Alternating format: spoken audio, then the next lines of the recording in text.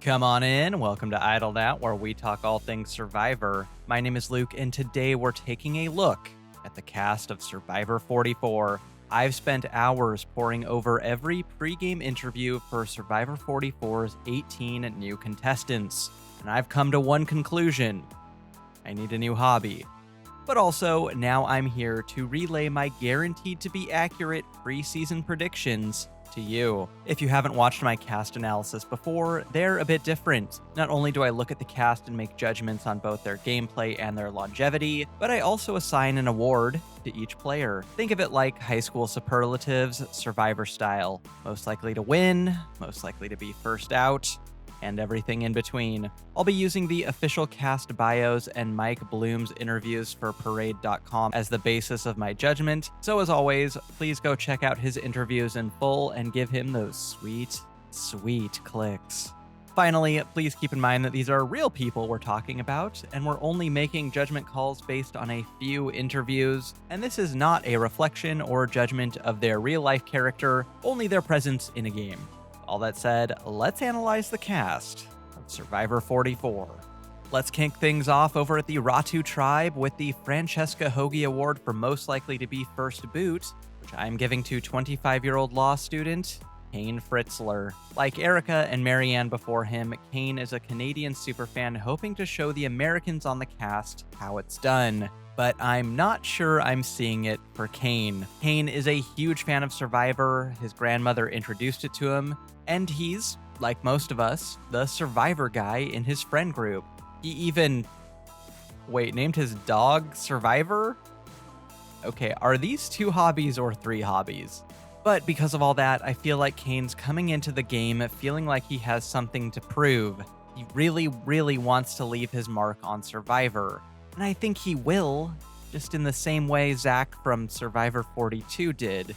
My Kane concerns are this. I think he's just over-prepared, and his dueling strategies of be an over-the-top schemer like Zeke and find an ally so brain-dead they literally cannot lie to him is the same playbook Gio ran last season, which didn't turn out super well for him. I think Kane is going to be out of his element a bit early on, he won't be able to recover socially, and then the scheming and self-preservation impulses are going to kick in when he should be playing it cool. The good news for Kane is, though, my track record on first boots is terrible. In Season 42, my first boot got 3rd place. In Season 43, my first boot got 2nd place, so congrats to Kane on winning Survivor 44.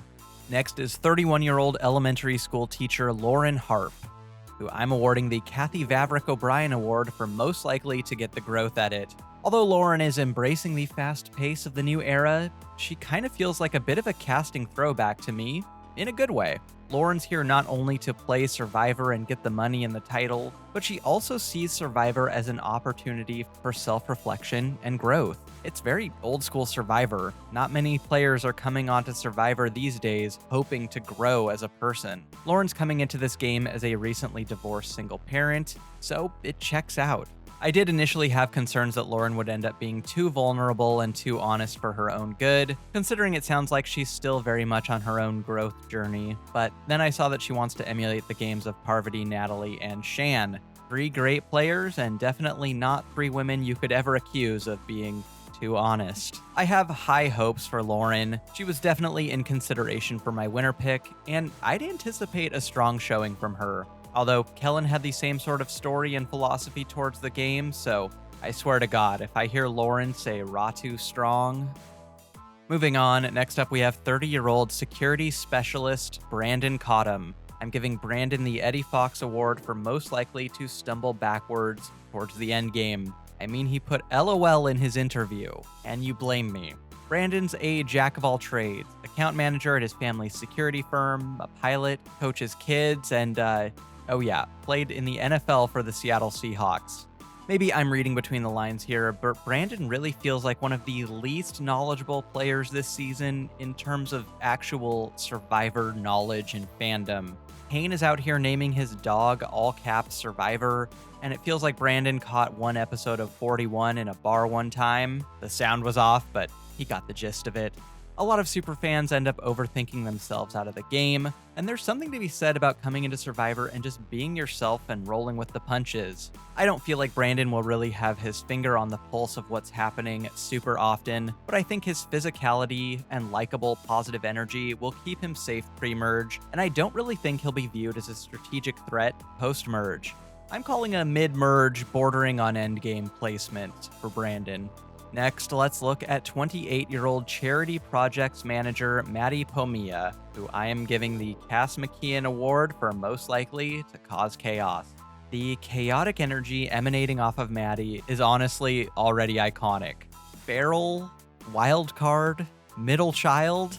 Maddie reminds me of Sydney Siegel if she was able to survive more than one tribal council. Maddie is a classic middle child. She describes herself as scrappy and underestimated, and is practically begging for the attention of a parental figure. In this case, Jeff. Wherever Maddie ends up, she's going to be entertaining doing it. In her answers, she knows the right thing to do most of the time will be to be chill at camp, be someone that's easy to get along with, and not rock the boat early on. But I also get the sense that she's also going to constantly be fighting back the urge to go idol hunting or advantage hunting, and that she'll be wanting to make big moves for big moves' sake. She specifically received advice beforehand advising her not to do that, so someone back home thought that was a thing she would do. Overall, I'm not super high on Maddie's chances. I think she could survive a few tribal councils, but I think the second Hurricane Maddie makes landfall on Ratu Beach, they are probably going to be looking to get rid of her. But no matter how long she's in the game, she'll be fun to watch. Next is Matthew Grinstead Mayle, a 43-year-old barbershop owner and the winner of the Ricard Foyer Award for most likely him Spradlin. If this guy doesn't slay this game and have fun doing it, I'll eat my hat. This is the kind of player who just has the good at Survivor look. The kind of guy who you don't even need to read the bio or watch them. Just look at the cast photo. This guy's going to be good at Survivor. This is the type of player I would fear if I were out there. Matthew's got a lot going for him heading into the game, too. As a Day 1 fan, he knows his Survivor. He's got a hugely adventurous spirit. This is the guy we saw fall off the cliff in the preview.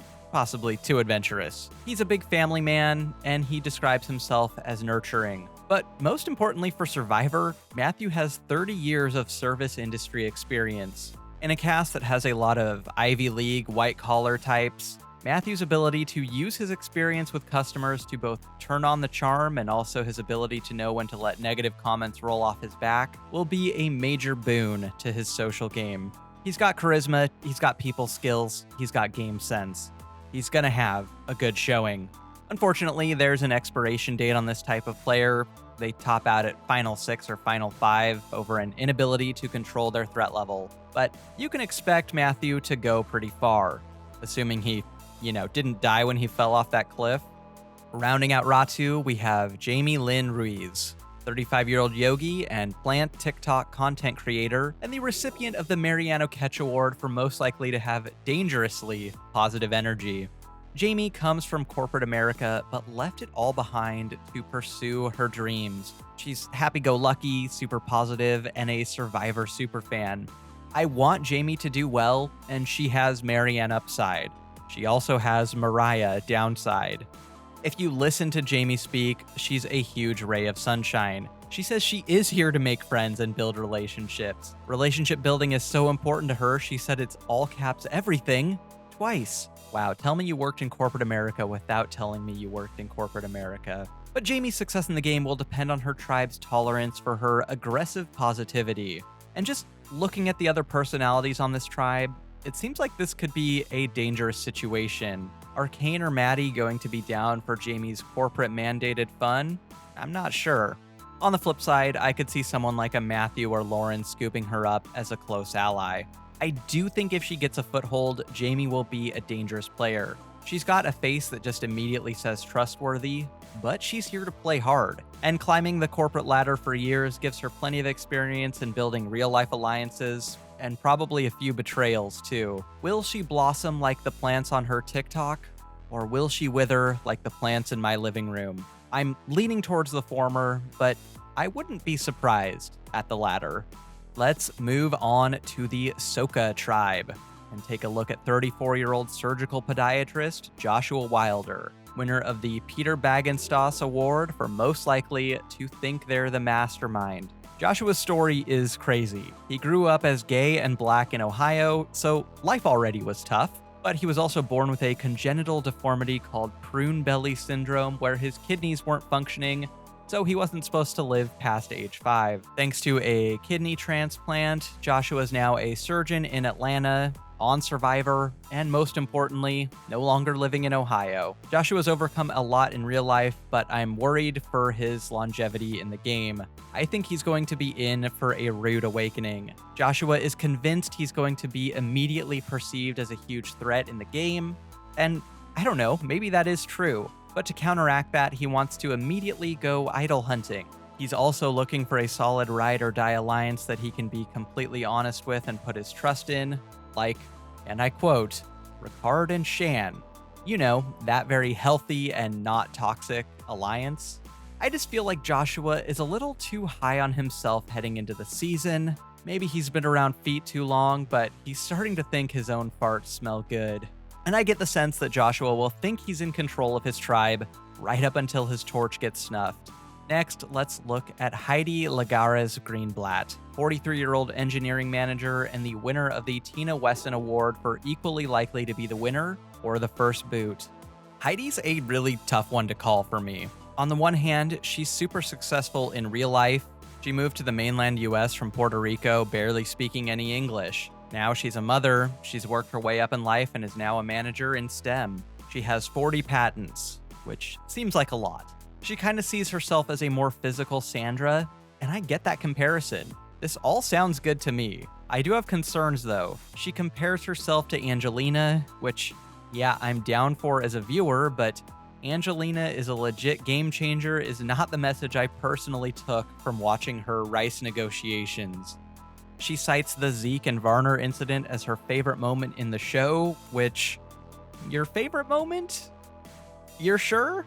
I could see this game going either way for Heidi, but I feel like there's a little bit of a gulf in the self-awareness of her game and social sense, so I could see her rubbing her tribe the wrong way a little.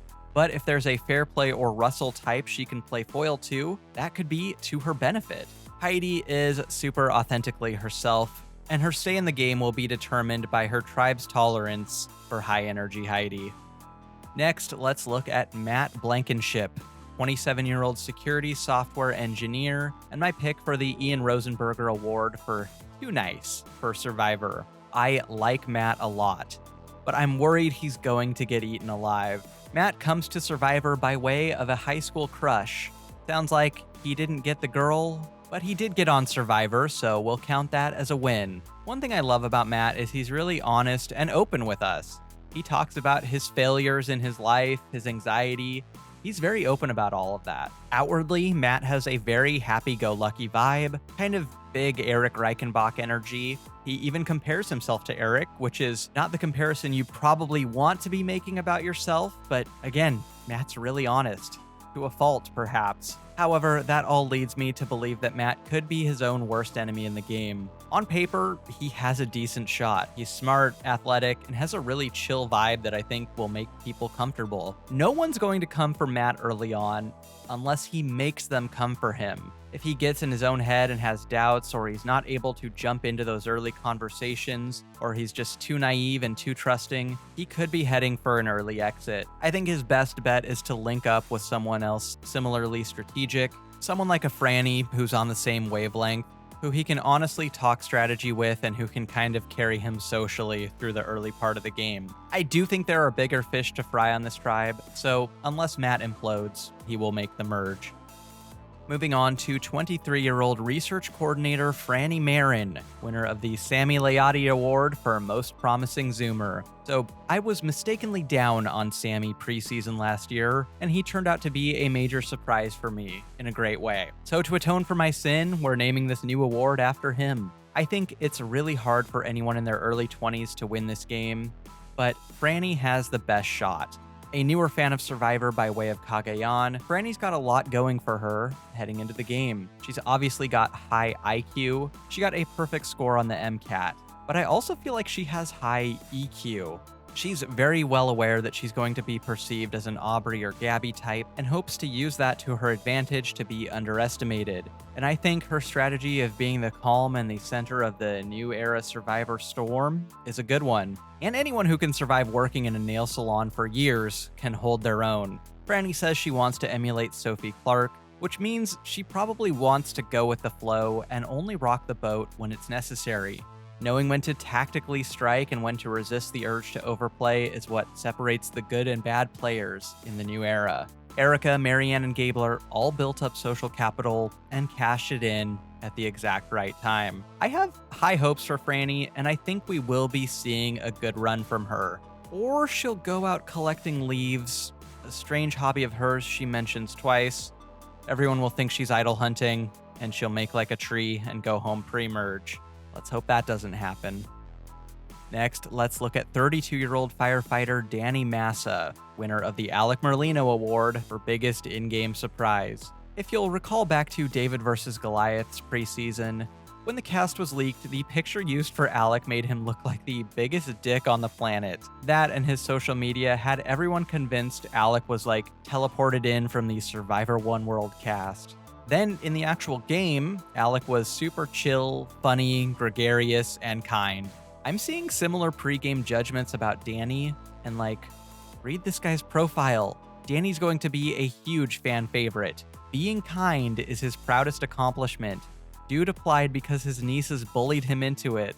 This dude is wholesome as hell. I like that Danny is one of the few people on this cast willing to say just how terrified he is of the game. He doesn't have a plan going in because he knows plans get thrown out the window on day one. He's just super down to earth and honest. He even knows he looks like an extra from American Pie 5, and he's going to use that to his advantage. Now, personally, I was thinking more American Pie 8, Book of Love, but that's just me. Danny has enough Survivor knowledge to do well strategically, but not so much it's going to be a burden. His tribe will need him in challenges, and he's got a super likable personality. Unless someone on this tribe catches big move-itis, Danny's already punched his ticket to the merge.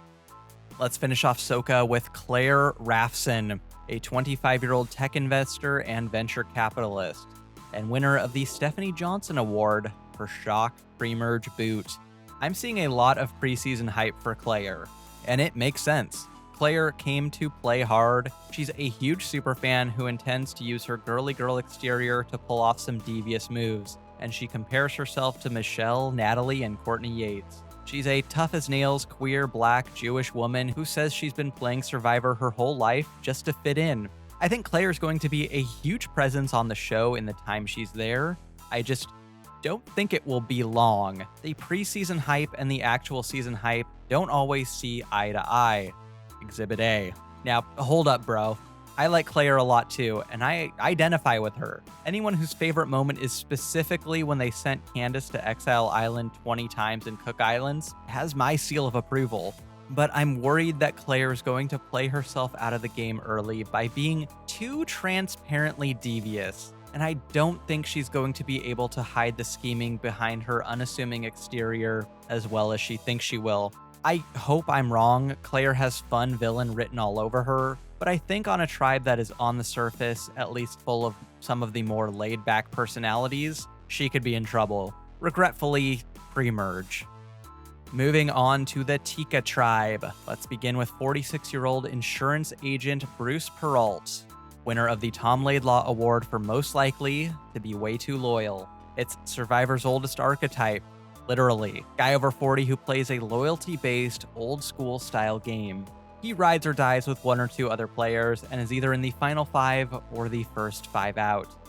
No exceptions. I think Bruce fits right into that mold because he tells us that's what he wants to do, but also he's just a no BS kind of guy. Bruce grew up in the foster care system, and his parents adopted 8 of the over 100 children they fostered. Now he's a husband and father with 2 kids of his own, so he's got a lot of life experience that a lot of the younger people on this cast just don't have. I'm feeling pretty good about Bruce's chances. A lot of people on this cast are looking for someone who's going to be the exact kind of ally you can tell Bruce is just from a glance. So Bruce's success will be based on whether he hitches his horse to someone in the majority or not. I'm betting he will. and smaller tribes only make it easier for this type of player to succeed. If he goes out early, it's probably to weaken his ally, but I'm feeling like Bruce is in the game for the long haul as a dependable provider and alliance mate. Up next is 27-year-old management consultant Sarah Wade, my pick for the Darnell Hamilton Award for most likely to go home for literally no reason. I'm rooting for Sarah, but I'm worried about her. Sarah's here on Survivor playing for her best friend Kaylee, who passed away 2 years ago. She grew up watching Survivor with her family and sees a bit of herself in Natalie and Andrea. I think her game sense is good. She wants someone who is kinda her opposite, but who she can openly scheme with. She's ready to roll with the punches on advantages, and she understands that people bring different experiences into the game, so she knows she needs to look through the eyes of other players to try and anticipate their optimal move, so she can react accordingly. She's got a good head for the game, but I'm just feeling like Chelsea Walker vibes. And I honestly feel like this is kind of a bad tribe draw for Sarah. In tribes of 6, there's nowhere to hide. Any little thing or no thing at all can get you voted out. And this is a tribe full of big, persuasive personalities. If the votes are trending towards Sarah for whatever reason, is she going to be able to deflect them onto someone else? I don't know. I feel like Sarah's going to need to lock down alliances quickly, or else she'll be wading into Ponderosa fast. Next, let's look at 20-year-old aerospace engineering student Carson Garrett, winner of the Will Wall Award for youngest person who is very young. Get this kid a glass of milk. With this award, I honor our Wills, our Swathies, our really young Survivor players who just act really young. Like those players before him, it's not Carson's fault that he's 20, that's on his parents. But it is going to be his problem in the game, and there's probably going to be a significant relatability gap for Carson to overcome with the rest of his tribe. I'm just not sure how into Minecraft Bruce is. Carson in his real life is super accomplished. He's an aerospace engineer, he's led teams while in school, and most impressively, he was voted friendliest for his high school senior superlatives. He's been a longtime fan of Survivor ever since he started watching season 33 when he was 14 years old. God, I feel like Rose at the end of Titanic hearing that. But I think Carson's going to struggle in this game. I really do think he's going to have a lot of trouble building relationships when the next youngest person is 27. Feeling a strong early boot on this one. Probably the first from his tribe. Anyway, I did a little digging into Carson, and would you believe this guy worked at NASA? I know, I'm surprised too. It otherwise never came up in his interviews. Let's move on to Helen Lee, a 29-year-old product manager and the winner of the Natalie White Award for most likely to be severely underestimated. Helen comes to Survivor via a Survivor Philippines fantasy draft in college. A lucky break for her, considering if she'd started that draft a season before or a season later, I wouldn't blame her for not continuing to watch the show. Helen, I think, has the social skills and awareness to really succeed in this game without being overtly threatening. Her parents are Chinese immigrants, and she grew up in the suburbs of Boston, so she's used to being able to switch up how she communicates depending on who she's talking to. What impresses me about Helen is that she's very aware of how she'll be perceived and intends to lean into it. She knows she'll be underestimated as a threat a la Erica, and she wants to use those perceived weaknesses, that she's kinda ditzy, as a strength so that she can strategize behind the scenes. I think Helen is going to be dangerous in this game. She's going to play a smart and slow game and will likely be in the power but not out front on her tribe within the first few days. Would not blame anyone for having Helen as a winner pick. Let's look at 36-year-old salon owner from Puerto Rico, Jam Jam Arocho, winner of the Donathan Hurley Award for most likely to get the Sia Bucks. Sia wrote the check the second she saw the preview for 44 3 months ago, when Jam Jam said he wanted to poop in the ocean, wherever this guy finishes. First, last, merge boot, Sia is cutting him a check.